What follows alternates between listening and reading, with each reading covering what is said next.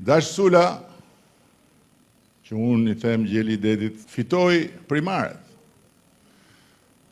Dash Sula është, po i thosha që parë, nëse mua do më thoshin, shiko, nga gjithë këta që dalin flasin aty në parlament, hiqe njonin, unë Dash Sulën do isha. Sepse është më i vështiri dhe më i lodhshëm kur del atje. Është tamam Gjeldedi, nuk mundej dot ta mbante këneta.